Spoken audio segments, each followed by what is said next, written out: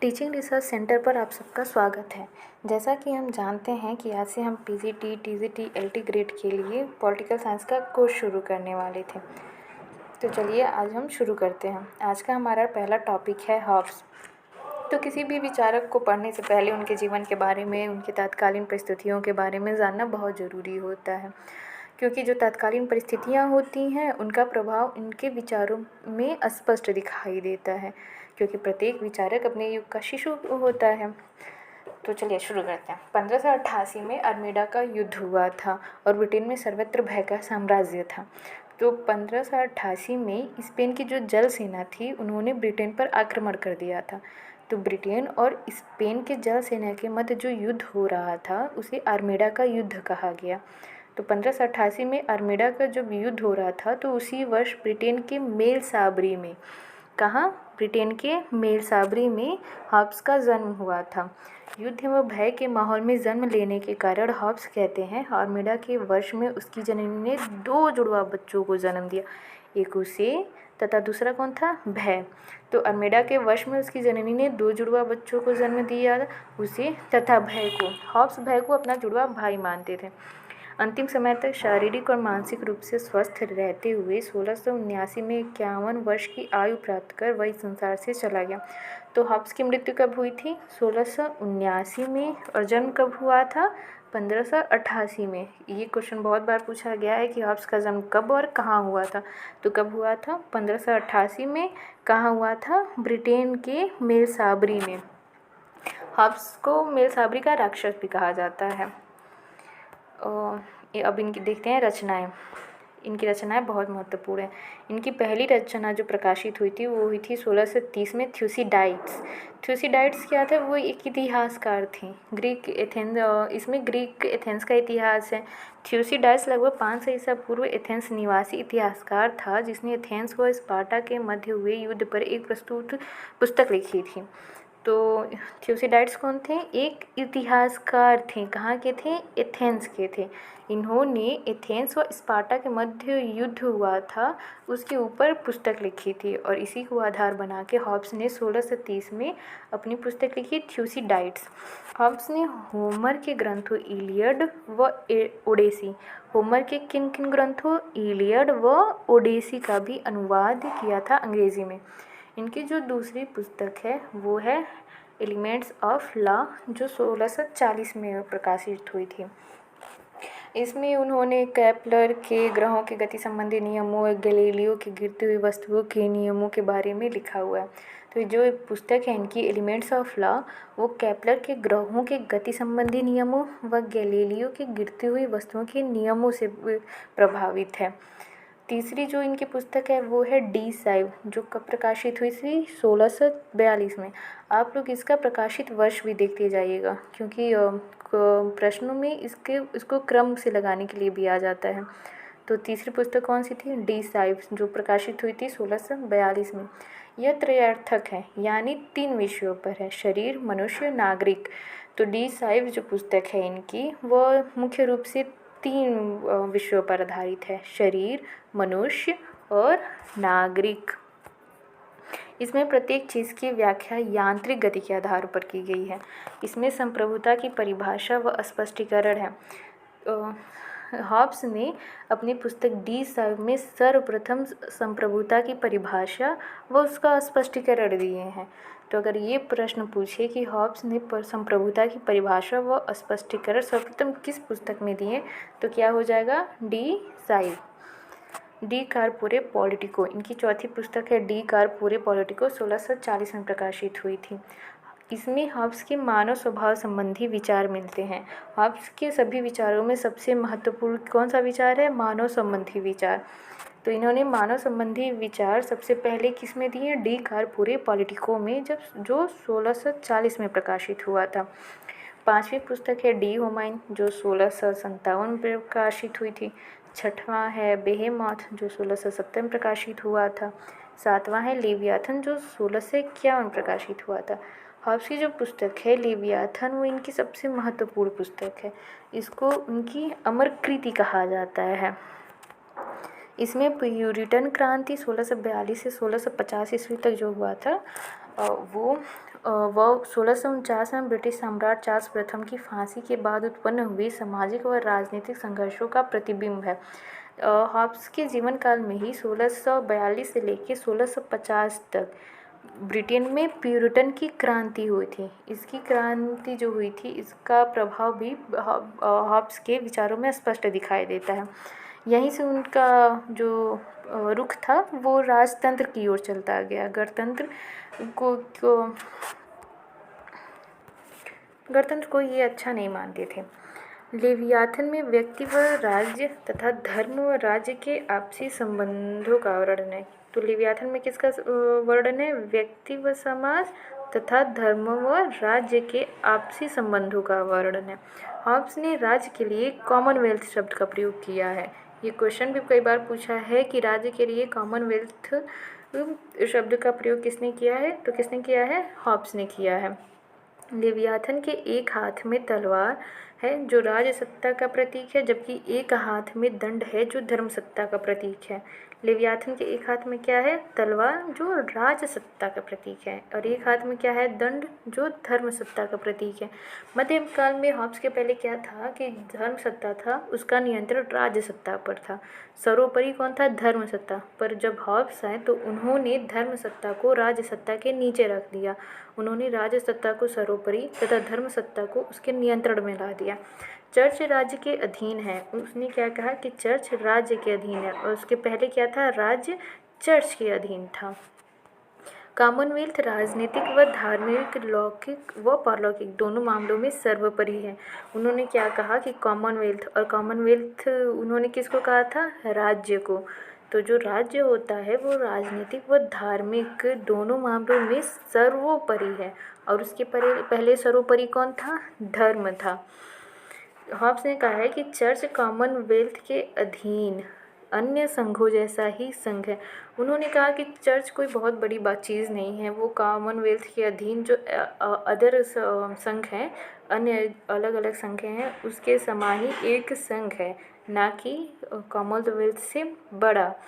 Oakshott ने कहा, Leviathan अंग्रेजी भाषा में रचित राजनीतिक दर्शन की महानतम, शायद एकमात्र महानतम रचना है। ओकशॉट ने लेवियाथन की प्रशंसा करते हुए उसे अंग्रेजी भाषा की सर्वोत्तम कृति बताई, और कुछ आलोचना भी की है, जिसमें सबसे बड़ी आलोचक क्लेरेंडन है। उन्होंने कहा, मैंने आज तक ऐसी पुस्तक नहीं पढ़ी जिसमें इतना राजद्रोह, विश्वासभंग व धर्म भरा हो। क्लेरेंडन ने इसी आधार पर लेवियाथन को जलाने की सलाह डाली। 1683 में इसको जला भी दिया गया। तो 1683 में लेवियाथन व 10 सीवे को ऑक्सफोर्ड यूनिवर्सिटी में जला दिया गया। हॉब्स का सामाजिक समझौता सिद्धांत। हॉब्स के राजनीतिक विचारकों में सबसे महत्वपूर्ण जो है वो है उनका सामाजिक समझौता सिद्धांत। हॉब्स ने अपने राजनीतिक चिंतन में अरस्तुवादी व मध्ययुगीन दोनों अवधारणाओं को नकार दिया। अरस्तु राज्य को प्राकृतिक व स्वाभाविक मानता है। मध्ययुग में राज्य की दैविक उत्पत्ति का सिद्धांत प्रचलित था। हॉब्स ने इन दोनों के विपरीत राज्य को कृत्रिम संस्था मानता था, जिसका निर्माण मनुष्यों ने अपने फायदे के लिए आपसी समझौते से किया था। अरस्तु मानते थे कि जो राज्य है वो प्राकृतिक और स्वाभाविक है, और जबकि जो मध्य युग था उसमें ये माना जाता था कि जो राज्य है वह ईश्वर द्वारा बनाया गया है, इसीलिए वो दैवीय है। लेकिन हॉब्स इन दोनों विचारों को नकारते हैं और कहते हैं कि जो राज्य है वो कृत्रिम है, मनुष्यों ने इसे बनाया है, ना कि ये विकास का परिणाम है, और ना ही कि इसी ईश्वर ने इसे बनाया है। अरस्तु के विपरीत हॉब्स का मानना था कि राज्य सद्जीवन के लिए नहीं बल्कि सुरक्षा के लिए है। अरस्तु क्या मानते थे कि जो राज्य है वो सद्जीवन के लिए बना हुआ है, और हॉब्स मानते थे कि वो सुरक्षा के लिए बना है, क्योंकि मानवों के बीच में मित्रता नहीं शत्रुता होती है। राज्य निर्माण की तक पद्धति या चरण। अब देखते हैं हॉब्स ने क्या क्या चरण या पद्धति दी हैं। सबसे पहले उन्होंने मानव स्वभाव की बात की, फिर प्राकृतिक अवस्था की बात की, फिर प्राकृतिक अधिकार, फिर प्राकृतिक नियम, फिर सामाजिक समझौता। अब इन विभिन्न विचारों के बारे में देखते हैं। सबसे पहला क्या है? मानव स्वभाव। हॉब्स इस बात पर बल देता है कि राजनीतिक समाज का प्रत्येक अध्ययन मानव स्वभाव के चिंतन से प्रारंभ होना चाहिए। हॉब्स ने कहा कि जो मानव स्वभाव होता है वो किसी भी राजनीतिक समाज के लिए सबसे प्रारंभिक विचार होना चाहिए।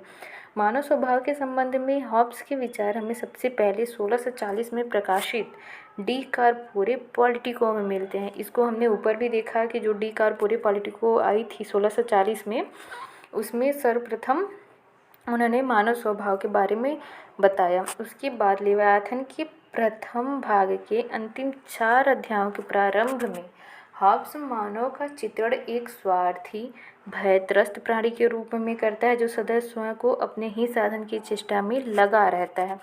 इन्होंने लेवियाथन के जो प्रथम भाग के अंतिम 4 अध्याय थे उसमें मानव स्वभाव का चित्रण कैसे करते हैं? स्वार्थी, भयत्रस्त प्राणी जो स्वयं के हित साधन की चेष्टा में लगा रहता है। मैकियावेली की तरह हॉब्स व्यक्ति को लालची, स्वार्थी, अहंकारी व शक्ति की अदम्य इच्छा रखने वाला मानता है। हॉब्स मनुष्य को इतना अधिक आत्मकेंद्रित, स्वार्थी और भयत्रस्त मानता है कि उसके अनुसार मनुष्य में निस्वार्थता का गुण है ही नहीं। हॉब्स ने मानव को क्या माना? लालची, स्वार्थी, अहंकारी, शक्ति की अदम्य इच्छा रखने वाला। इन सब गुणों को मानते हुए उन्होंने ये कहा कि मनुष्य में तो निस्वार्थता का गुण है ही नहीं। मैकियावेली व्यक्ति की 3 मूल प्रवृत्तियों को बताता है: प्रेम, भय और संपत्ति की चाह। इसी आधार पर हॉब्स ने भी अपनी 3 मूल प्रवृत्तियों को बताया। पहला है प्रतिस्पर्धा, जो लाभ के लिए होता है। दूसरा है भय या विश्वास, जो सुरक्षा के लिए होता है। और जो तीसरा है वो है कीर्ति, जो वैभव व अहंकार तुष्टि के लिए होता है। तो मैकियावेली के आधार पर हॉब्स ने भी 3 मूल प्रवृत्तियाँ बताई हैं मनुष्य की: प्रतिस्पर्धा, भय और कीर्ति। कभी कभी ये मिलान करने के लिए आ जाता है कि प्रतिस्पर्धा किस लिए होता है? तो लाभ के लिए। भय किस लिए होता है? सुरक्षा के लिए। और कीर्ति, वैभव व अहंकार तुष्टि के लिए होता है। मानव की इन्हीं प्रवृत्तियों की वजह से प्राकृतिक अवस्था में निरंतर संघर्ष होता रहता है। हॉब्स ने ये माना कि यही 3 मुख्य मानवीय प्रवृत्तियाँ हैं जिनके आधार पर प्राकृतिक अवस्था में निरंतर संघर्ष होता रहता है। हॉब्स मानव स्वभाव के झगड़ालू, स्वार्थी, अहंवादी एवं शक्तिवादी होने का कारण गतियों को मानता है। गति का नियम मानव शरीर पर लागू होता है। मानव शरीर में 2 प्रकार की गतियाँ पाई जाती हैं। पहला जैव गति, दूसरा मनोवैज्ञानिक गति। पहला जो जैव गति होता है, जैसे हमारी श्वसन क्रिया हो गई, पाचन क्रिया हो गई, ये सब जैव गति में आ गए, जो ज़्यादा महत्वपूर्ण नहीं है। दूसरा आया मनोवैज्ञानिक गति। इसको हॉब्स ने क्या कहा कि ये महत्वपूर्ण है। यह बाहरी उद्दीपकों से पैदा होता है। बाहरी उद्दीपक क्या है? दूसरे व्यक्ति की कीर्ति, शक्ति, धन संपत्ति आदि देखकर जो हमारी इंद्रियों पर प्रभाव डालते हैं। तो जैसे कि ये मानवीय व्यवहार है, हमारे आसपास जब कोई आगे बढ़ता है तो कई लोग होते हैं जिनसे वो देखा नहीं जाता है। यही क्या है? बाहरी उद्दीपक, जिनका हमारी इंद्रियों पर प्रभाव पड़ता है। फिर तंत्रिका तंत्र द्वारा मस्तिष्क पर पड़ता है। फिर मस्तिष्क में मनोभाव व इच्छाएँ पैदा होती हैं। जैसा कि अमूमन देखा जाता है कि जब कोई आगे बढ़ता है तो जो दूसरे होते हैं उनके मन में ईर्ष्या, अहम, ये सब कई भावनाएं आ जाती हैं, जिसको लेके वो भावनाएं उनके मस्तिष्क में चली जाती हैं और उनके मन में कई सारी बातें आती रहती हैं। तो इन इच्छाओं की जो पूर्ति होती है यश, कीर्ति, यश और सुरक्षा के लिए, मनुष्य आपस में झगड़ते रहते हैं। जब इनकी इच्छाएं बढ़ जाती हैं, इनकी इच्छाएं पूरी नहीं हो जाती, तब तक ये एक दूसरे से लड़ते भिड़ते रहते हैं। इसी प्रकार मैकियावेली का अहमवाद सार्वभौमिक अहमवाद है और वहीं हॉब्स का मनोविज्ञान अहमवाद है। तो मैकियावेली और हॉब्स में क्या अंतर है? मैकियावेली का अहमवाद सार्वभौमिक है, जबकि हॉब्स का क्या है? मनोवैज्ञानिक, क्योंकि जो मनुष्य की इच्छाएं होती हैं वो बाहरी उद्दीपक से प्रभावित होती हैं और ये क्या है? पूरी मनोवैज्ञानिक धारणा है। आते हैं अब इनके प्राकृतिक अवस्था पर। प्राकृतिक अवस्था, राज्य की उत्पत्ति से पूर्व की स्थिति को हॉब्स प्राकृतिक अवस्था की संज्ञा देता है। कहीं कहीं इन्होंने समाज पूर्व या राज्य पूर्व शब्द का भी प्रयोग किया है। तो राज्य की उत्पत्ति से पूर्व की स्थिति को हॉब्स ने क्या है, प्राकृतिक अवस्था। और मानवीय स्वभाव का चित्रण करने के बाद वह यह बताता है कि ऐसी प्रकृति वाले मनुष्यों की प्रक्रिया प्राकृतिक अवस्था में क्या दशा होती है। प्राकृतिक अवस्था में उन्होंने यही बताया कि समाजपुर या राजपुर, जब समाज नहीं था, राज्य नहीं था, तो मनुष्यों की दशा क्या होती थी। हॉब्स ने प्राकृतिक अवस्था की जो कल्पना की है वह वस्तुतः अराजकता का दूसरा नाम है।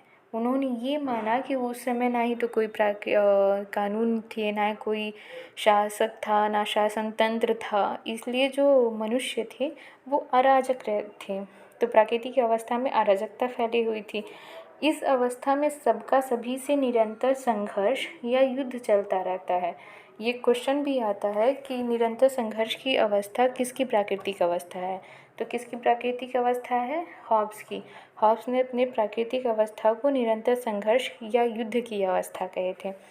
प्राकृतिक अवस्था शक्ति ही सत्य है की धारणा पर आधारित थी। अब यहाँ से भी क्वेश्चन पूछता है कि प्राकृतिक अवस्था शक्ति ही सत्य है, यह धारणा किससे संबंधित है। तो किससे संबंधित है, हॉब्स से।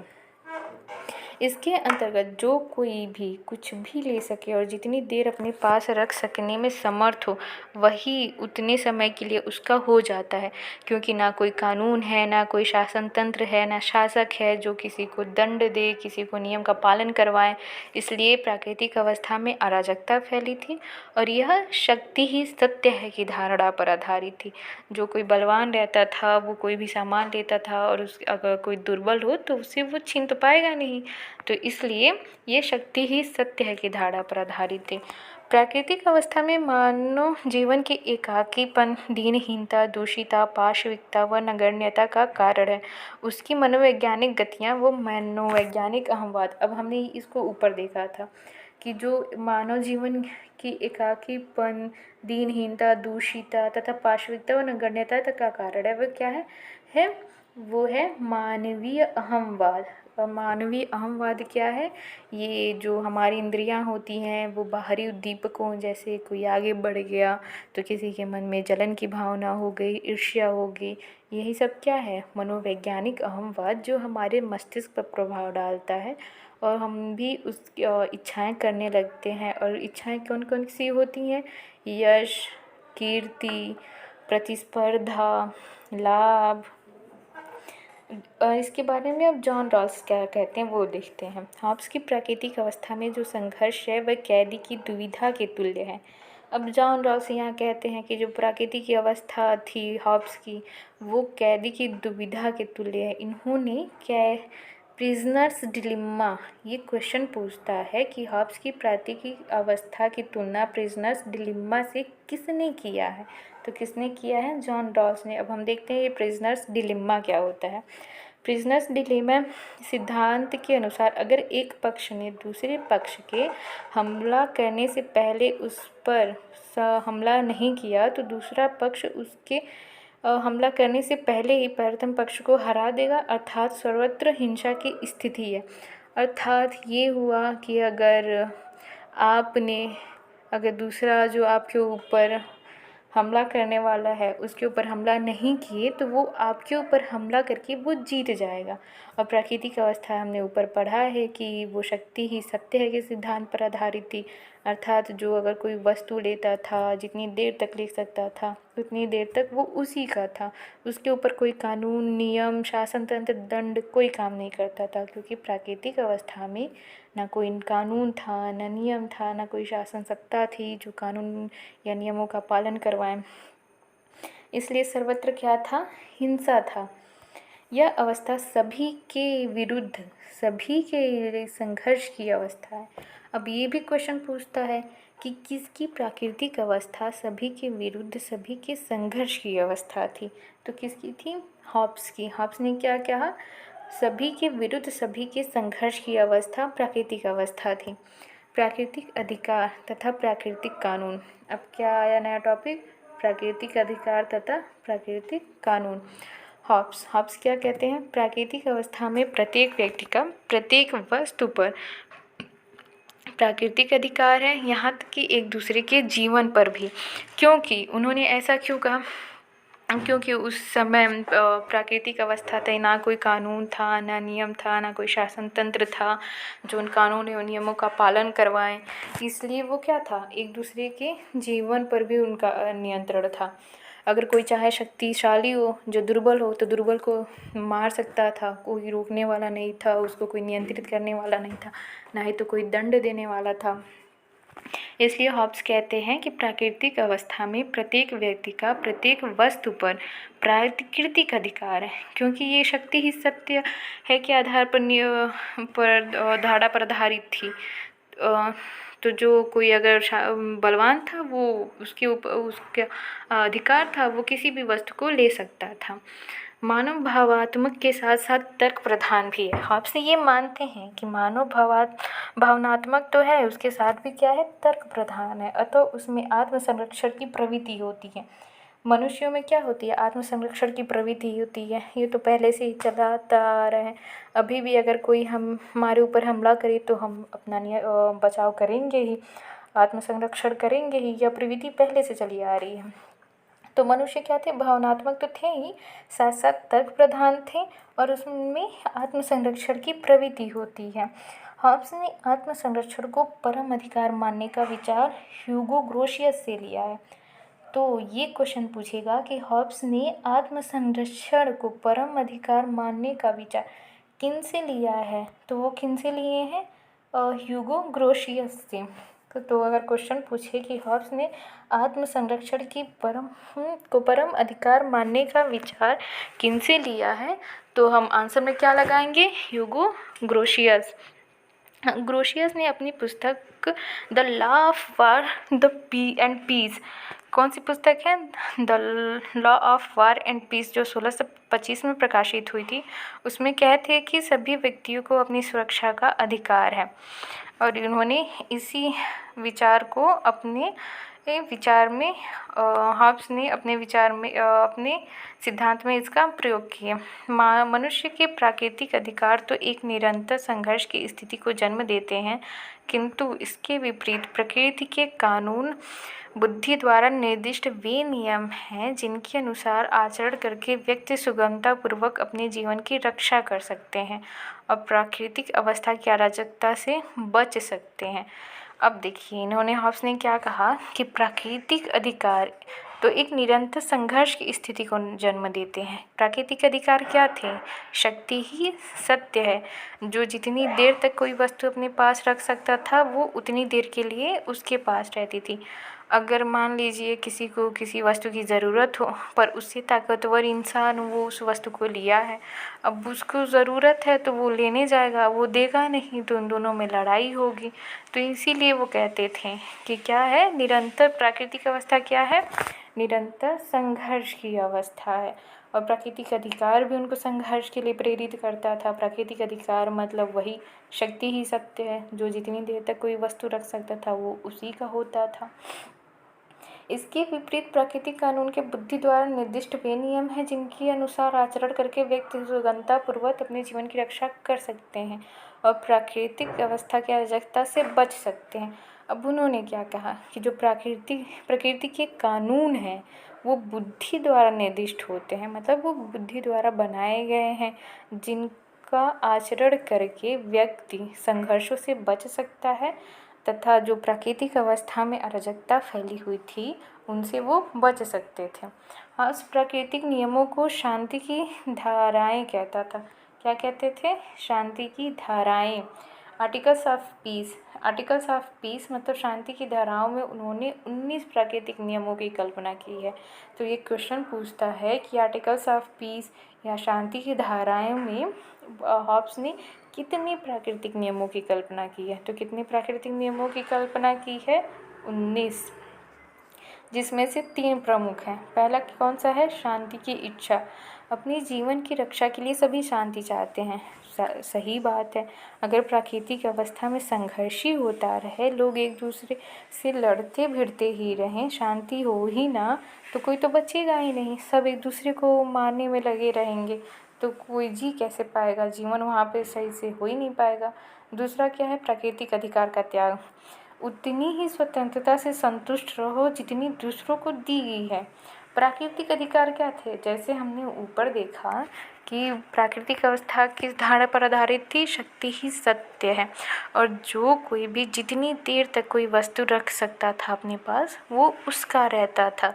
अब ये प्राकृतिक अधिकार था, जैसा कि हमने पढ़ा कि अगर किसी को किसी वस्तु की ज़रूरत हो तो अगर उसके पास जाए और वो उससे बलवान हो तो वो तो सामान देगा ही नहीं, वो वस्तु उसको देगा ही नहीं, फिर दोनों में संघर्ष होगा, फिर लड़ाई होगी। तो ये कहा एक इम्पॉर्टेंट इनका प्राकृतिक नियम है क्या, कि प्राकृतिक अधिकार का त्याग करना चाहिए। अगर वो त्याग करेंगे, शक्ति ही सत्य की धारणा नहीं रहेगी। जो व्यक्ति जितनी देर ले सकता है अगर वो नहीं रहेगा, सभी ज़रूरतमंदों को वस्तुएं दे दी जाएंगी, तो प्राकृतिक अवस्था तो सुखमय हो जाएगी और सभी की स्वतंत्रता बची रहेगी। तीसरा क्या है, व्यक्ति समझौते का पालन करेंगे। अब ये क्या है, समझौता जो होगा उन लोगों में प्राकृतिक अधिकार को त्याग को लेके शांति की इच्छा की स्थापना करने के लिए, तो उसका अगर तीसरा नियम क्या है, व्यक्ति समझौते का पालन करेंगे। शांति की धाराओं का सार है, दूसरों के साथ तुम वैसा ही व्यवहार करो जैसा उनसे अपने लिए चाहते हो। ऐसा तो हो नहीं सकता कि कोई दूसरा किसी से अपने लिए अच्छा व्यवहार कर चाहे और दूसरों के साथ वो गलत करे, ये नहीं हो सकता। शांति की धाराओं का हॉब्स कहते हैं सार ये है कि दूसरों के साथ तुम वैसा करो, तो मतलब तुम उस इंसान के साथ वैसा ही करो, भले से वो दुर्बल हो या दीनहीन स्थिति में हो, जैसा कि तुम व्यवहार उनसे अपने लिए चाहते हो। अगर हम किसी का सम्मान करते हैं, अगर हम किसी से अपने लिए सम्मान चाहते हैं, तो हमें भी उनको सम्मान देना पड़ेगा। प्राकृतिक अवस्था में मानव इन प्राकृतिक नियमों की वजह से ही जिंदा रह पाता है। हॉब्स ने कहा कि प्राकृतिक अवस्था तो एक अराजकता वाली स्थिति थी जिसमें निरंतर संघर्ष होते रहते थे, लेकिन अगर इन प्राकृतिक नियमों का पालन हो तो तब मनुष्य जिंदा रह पाएंगे। अगर प्राकृतिक नियम का पालन हो ही ना तो सभी एक दूसरे से संघर्ष करते रहेंगे, लड़ते रहेंगे और कोई बचेगा नहीं अंत में। अब देखते हैं हॉब्स का अनुबंध और राज्य की उत्पत्ति। प्राकृतिक अवस्था चूँकि घोर अनिश्चितता की अवस्था थी जिसमें प्रत्येक मनुष्य मृत्यु के भय से त्रस्त था। क्योंकि प्राकृतिक अवस्था कैसी थी, अराजकता वाली, संघर्ष वाली, शक्ति ही सत्य की धारणा पर आधारित थी, तो इसमें क्या था, सभी मनुष्यों में मृत्यु का भय था। प्राकृतिक अवस्था में प्राकृतिक नियम विद्यमान थे। कितने प्राकृतिक नियम विद्यमान थे, ऊपर हमने पढ़ा 19, और उसको उन्होंने किस पुस्तक में दिया है, शांति की धाराओं या आर्टिकल्स ऑफ पीस में। कहाँ थे, हाँ, प्राकृतिक अवस्था में प्राकृतिक नियम विद्यमान थे, किंतु बाध्यकारी शक्ति के अभाव में सभी व्यक्तियों द्वारा उनका पालन सफलतापूर्वक नहीं किया जाता था, क्योंकि कोई सत्ता थी ही नहीं, कोई कानून नियम था ही नहीं जिसका कोई पालन करवाए, दंड का भय किसी को था ही नहीं। जब दंड का भय ना हो, कानून तथा नियम पालन करवाने वाला सख्त सत्ता ना हो, तो कोई भी क्यों करेगा। जब उसको खुशी खुशी अगर कोई बलवान है, कोई सामान ले लेता है, ना कोई रोक टोक, सब अपनी मर्जी से कर रहे हैं, तो कोई चाहेगा ही नहीं, कोई रोकने वाला है। इसीलिए जो प्राकृतिक अवस्था में प्राकृतिक कानून थे उनका सफलतापूर्वक निर्वहन नहीं किया जा रहा था। सभी व्यक्ति आपस में समझौता करके अपने समस्त अधिकार सिवाय आत्मरक्षा के एक तीसरे पक्ष राज्य को सौंप देते हैं। अब इन्होंने क्या देखा, ये देखा कि इनकी 3 इच्छाएं थी। एक कि शांति की स्थापना हो, प्राकृतिक अधिकारों का त्याग हो क्योंकि वो सही नहीं था, और समझौते का पालन हो। तो इन सभी मनुष्य क्या किए, एक समझौता किए। एक समझौते के द्वारा इन्होंने अपने आप को नहीं, तीसरे पक्ष को अपने सारे अधिकार सौंप दिए, लेकिन आत्मरक्षा के अधिकार को उन्होंने नहीं सौंपा उस तीसरे पक्ष को। और इसी तीसरे पक्ष को हॉब्स ने क्या कहा, कॉमनवेल्थ, कॉमनवेल्थ, और कॉमनवेल्थ को ही क्या कहते हैं, राज्य कहते हैं। इस कॉमनवेल्थ का संचालक है लेवियाथन।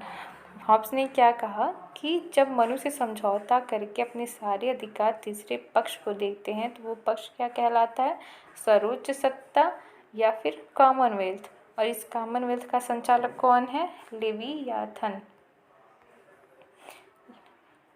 ये लेवियाथन है। हॉब्स के मानव शब्द। हॉब्स ने ये कहा कि मानव शब्द ऐसे थे, मैं अपने ऊपर शासन करने के सब अधिकार इस व्यक्ति या सभी को इस शर्त पर देता हूँ और उनकी सत्ता इस शर्त पर स्वीकार करता हूँ कि तुम भी इसी प्रकार अपने सब अधिकार और इसे दे डाले और उसके सभी कार्यों को स्वीकार करे। अच्छा, अर्थात एक मनुष्य दूसरे मनुष्य से ये कहता है कि मैं अपने सारे अधिकार इस व्यक्ति को इस शर्त पर देता हूँ कि तुम भी उसे अपने सारे अधिकार सौंप दो। अब ऐसा तो हो नहीं सकता कि एक व्यक्ति अपने सारे अधिकार किसी को सौंप दे और दूसरा व्यक्ति सौंपे ही ना, तो ये तो अन्याय की बात हुई। इसलिए उन्होंने एक समझौता किया जिसमें कहा कि मैं भी अपने सारे अधिकार इसको दे देता हूँ और तुम भी अपने सारे अधिकार इसको दे दो। और वही पक्ष जो तीसरे पक्ष को सभी मनुष्यों ने मिलकर अपने अधिकार दिए उसे हॉब्स ने कॉमनवेल्थ कहा, जो राज्य का रूप है। हॉब्स के अनुबंध सिद्धांत में शासक समझौता का एक पक्ष होने के स्थान पर वह उससे बाहर और ऊपर है। अब देखिए, समझौता किन के बीच में होता है, सभी मनुष्यों के बीच में। यहाँ सभी मनुष्यों के बीच में समझौता होता है। यहाँ हमने देखा कि सभी व्यक्ति आपस में समझौता करते हैं, इसमें शासक नहीं है। तो जो शासक होता है वो इस समझौते का कोई भी पक्ष नहीं है, वो उसके बाहर और ऊपर है। हॉब्स द्वारा समझौते का यह रूप निरंकुश शासन का समर्थन करने और जनता को प्रत्येक स्थिति में राजाज्ञा के पालन का पाठ पढ़ाने के लिए किया गया है। हॉब्स ने देखिए अब क्या किए हैं कि हॉब्स मानते थे कि अगर इस समझौते में शासक एक पक्ष होता तो उसे हर मनुष्यों के सामने झुकना पड़ता। पर हॉब्स के जन्म के समय जैसे हमने देखा कि अल्मेडा का युद्ध हुआ था, उसके बाद फिर से प्यूरिटन क्रांति हुई थी 1642 से 1650 तक, तो उसके मन में गणतंत्र के लिए, प्रजातंत्र, इन सब के लिए एक दुर्भावना बैठ गई थी। वो उसको पसंद नहीं करता था। वो चाहता था कि एक निरंकुश राज सत्ता हो, राजतंत्र हो जिसका सभी व्यक्तियों पर नियंत्रण रहे, जिससे अराजकता ना फैले। तो इसीलिए उसने समझौता के द्वारा शासन का निरंकुश रूप स्थापित किया।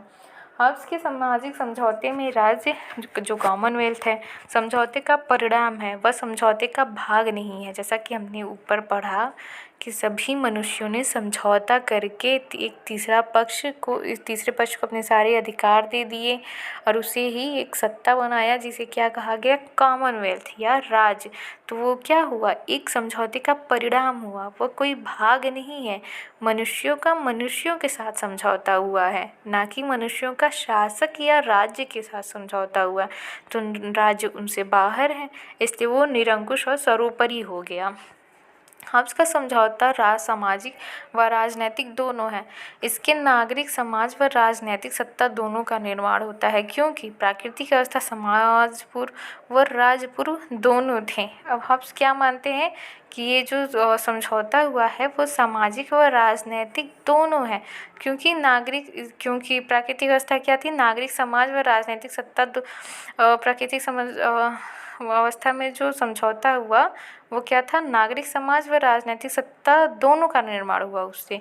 प्राकृतिक अवस्था क्या थी, क्योंकि समाज पूर्व व राज्य पूर्व दोनों थे, क्योंकि राज्य की स्थापना के पहले की वो अवस्था थी और जब तक समझौता हुआ नहीं था उस समय तक ना समाज था और न राज्य था। इसलिए प्राकृतिक अवस्था क्या थी, समाज पूर्व और राज्य पूर्व। समझौते के बाद जब राज्य बना तो समाज भी बना, इसीलिए हॉब्स का समझौता क्या है, सामाजिक व राजनीतिक दोनों है। अब देखते हैं कॉमनवेल्थ। सामाजिक समझौते से जो राज्य सत्ता उत्पन्न होगी, हॉब्स उसे कॉमनवेल्थ नाम दिया। जैसा कि हमने ऊपर पढ़ा कि सामाजिक समझौता से राज्य की उत्पत्ति होती है, जिसे हॉब्स ने क्या कहा, कॉमनवेल्थ कहा। तो हॉब्स के लिए हम ये नहीं कहेंगे कि सामाजिक समझौता से राज्य की उत्पत्ति हुई, हम ये कहेंगे कि सामाजिक समझौता जो मनुष्यों ने किया उससे कॉमनवेल्थ की उत्पत्ति हुई। यह कॉमनवेल्थ निरंकुश सत्ता होगी। निरंकुश क्यों होगी? क्योंकि समझौते का तो वो कोई भाग है ही नहीं, उसके पास सारे मनुष्यों का अधिकार है, इसलिए वो सर्वोपरि है। नागरिकों को सत्ता से असंतुष्ट होने पर भी समझौता भंग करने का अधिकार नहीं है, क्योंकि समझौता भंग होते ही वो प्राकृतिक अवस्था में चले जाएंगे। और प्राकृतिक अवस्था कैसी अवस्था थी? अराजकता वाली, जहाँ पे सभी मनुष्य एक दूसरे से निरंतर संघर्ष कर रहे थे। इसलिए हॉब्स कहते हैं कि कॉमनवेल्थ निरंकुश है और मनुष्य चाह कर भी वो समझौता ख़त्म नहीं कर सकते, क्योंकि अगर उन्होंने ऐसा किया तो वो फिर से प्राकृतिक अवस्था में चले जाएंगे जो निरंतर संघर्ष की अवस्था थी। कॉमनवेल्थ व लेवियाथन के विरुद्ध विद्रोह का एकमात्र आधार है आत्मरक्षा। जैसा कि हमने ऊपर पढ़ा था कि मनुष्यों ने अपने सारे अधिकार दे दिए सिवाय आत्मरक्षा के, तो मनुष्यों के पास सिर्फ एक अधिकार था, वो क्या था? आत्मरक्षा। और इसी के आधार पर वो कॉमनवेल्थ व लेवियाथन का विद्रोह कर सकते थे। हॉब्स आत्मरक्षा के अधिकार को परम अधिकार मानते हुए कहता है, जब मेरे ऊपर बल का प्रयोग हो तब मैं अपनी रक्षा के लिए बल प्रयोग न करूं, ऐसा प्रतिज्ञा पत्र सदैव निरर्थक होगा। जैसा कि इससे स्पष्ट है, अगर आपके ऊपर कोई आक्रमण करे फिर वो आप बचाव ना करें, ऐसा हो ही नहीं सकता। अगर ऐसा कोई कानून भी बनता है कि आपके ऊपर कोई हमला करेगा, आप बचाव नहीं करेंगे, तो उस जाहिर सी बात है सभी उसका विद्रोह करेंगे। तो इसीलिए हॉब्स ने भी कहा, जब मेरे ऊपर बल का प्रयोग हो, मेरे ऊपर क्या हो? बल का प्रयोग हो, तब मैं अपनी रक्षा के लिए बल प्रयोग न करूं, ऐसा प्रतिज्ञा पत्र सदैव क्या होगा? निरर्थक होगा। हॉब्स ने कुलीन तंत्र व लोकतंत्र की बजाय निरंकुश राजतंत्र का समर्थन किया। देखिए, जैसा कि हम ऊपर देख रहे थे, क्योंकि ब्रिटेन क्रांति और आर्मेडा के युद्ध से उसके मन में कुलीन तंत्र और प्रजातंत्र के लिए दुर्भावना बैठ गई थी। उसका ये मानना था कि जब तक कोई निरंकुश सत्ता नहीं होगी, कोई राजा नहीं होगा और जिसका सभी व्यक्तियों पर अधिकार हो, तब तक समाज में या कॉमनवेल्थ में शांति की स्थापना नहीं हो सकती। तो इसीलिए उन्होंने कुलीन तंत्र और लोकतंत्र की बजाय निरंकुश राजतंत्र का समर्थन किया है। हॉब्स ने सकारात्मक कानूनों की नींव रखी, अर्थात कानून राज शक्ति के आदेश हैं। हॉब्स ने क्या किया? सकारात्मक कानून की नींव रखी। सकारात्मक कानून क्या? कि प्रतिबंध हैं, हर मनुष्यों पर प्रतिबंध है। कानून क्या है? राज्य शक्ति के आदेश हैं। कानून का जो स्रोत है वो राज्य है, राज्य की शक्ति है। इसे बेंथम व ऑस्टिन ने आगे बढ़ाया। अन्य सभी सरकारों की रचना कृत्रिम रूप से विद्रोहों द्वारा जर्जरित राजतंत्र की अवशेष राख से हुई है। ये महत्वपूर्ण कथन है हॉब्स का, जो परीक्षाओं में आता है कि ये कथन किसका है। तो हॉब्स का कथन क्या है? अन्य सभी सरकारों की रचना कृत्रिम रूप से विद्रोहों द्वारा जर्जरित राजतंत्र की अवशेष राख से हुई है। अर्थात जैसे कुलीन तंत्र हो गया, वो राजतंत्रों के राख से हुई है। प्रजातंत्र की स्थापना राजतंत्र के राख से हुई है, अर्थात राजतंत्र के बाद ही कुलीन तंत्र और प्रजातंत्र की स्थापना हुई है। हॉब्स का अनुदान, मतलब हॉब्स को किन्होंने प्रोत्साहित किया। सेवाइन, अंग्रेजी भाषा भाषी जातियों ने जितने भी राजनीतिक दार्शनिकों को जन्म दिया है, हॉब्स उन सबसे महानतम है। ये कोटेशन कई बार पूछा जा चुका है कि अंग्रेजी भाषा भाषी हॉब्स के लिए अंग्रेजी भाषाभाषी जातियों ने जितने भी राजनीतिक दार्शनिकों को जन्म दिया है, हॉब्स उन सब में महानतम है। यह कथन किसने कही है? तो किसने कही है? सेबाइन ने। दूसरा देखते हैं, डनिंग। हॉब्स को राजनीतिक चिंतनों की प्रथम श्रेणी में रखा है।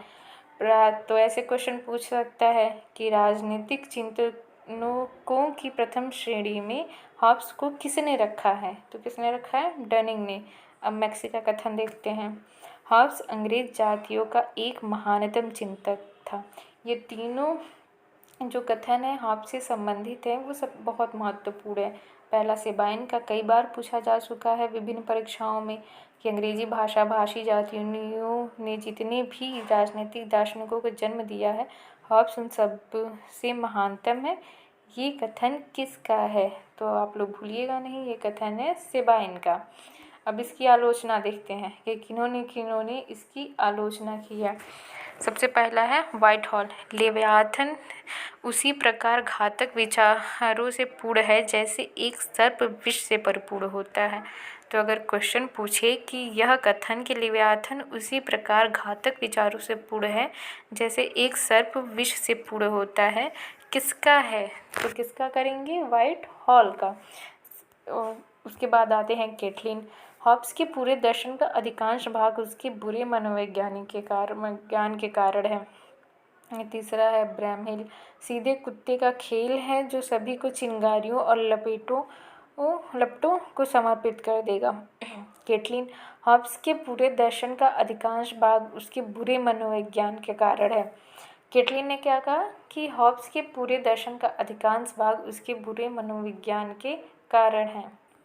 हॉब्स की आलोचना में सबसे महत्वपूर्ण स्थान क्लेरेंडन का है और इनका ये कथन भी बहुत महत्वपूर्ण है। मैंने आज तक ऐसी पुस्तक नहीं पढ़ी जिसमें इतना राजद्रोह, विश्वास भंग व धर्मद्रोह भरा हो। और उन्होंने क्या कहा कि लेवियाथन को जला देना चाहिए। तो ठीक है, आज का हमारा ये चैप्टर ख़त्म होता है। आप लोग पढ़िए, इसकी फिर रिवाइज़ करिए, प्रैक्टिस करते रहिए। धन्यवाद।